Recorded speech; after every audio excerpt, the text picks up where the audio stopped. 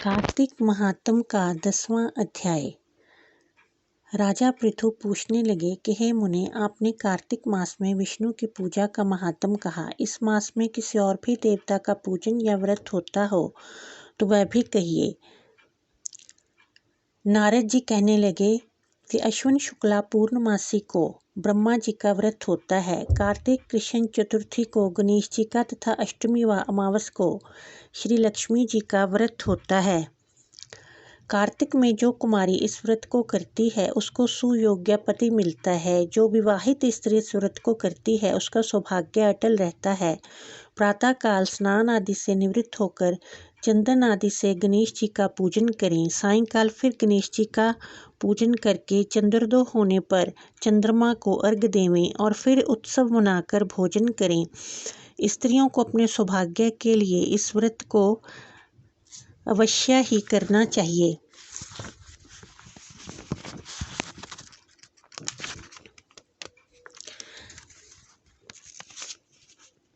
नारद जी कहने लगे कि हे राजा पृथु, इस व्रत का एक सुंदर इतिहास मैं तुमसे कहता हूँ, सुनो।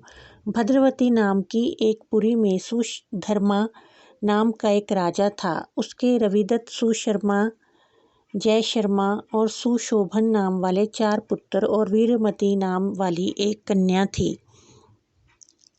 उस कन्या वीरमती का विवाह देवव्रत के साथ हो गया। वह दोनों बड़े ही प्रेम के साथ रहते थे।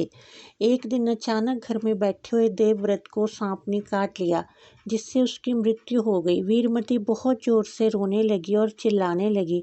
उसके चारों भाई तथा माता पिता भी वहां पर आ गए और सारा पुर दुख रूपी समुद्र में डूब गया।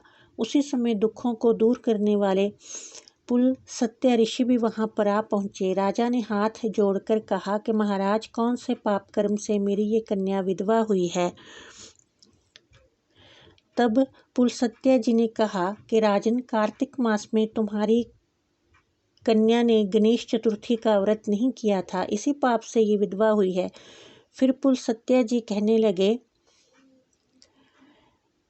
कि एक समय ब्रह्मा, विष्णु, महेश, इंद्र आदि सब देवता दैत्यों के नाश का उपाय सोचने के लिए इकट्ठे हुए।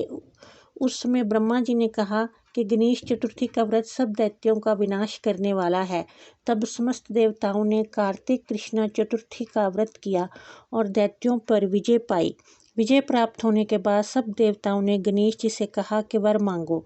तब गणेश जी ने कहा कि जो स्त्री कार्तिक कृष्ण चतुर्थी का व्रत करे उसका पति चिरंजीव हो, जो ना करे वह स्त्री विधवा हो जाए। इसलिए इस व्रत को अवश्य सब स्त्रियों को करना चाहिए।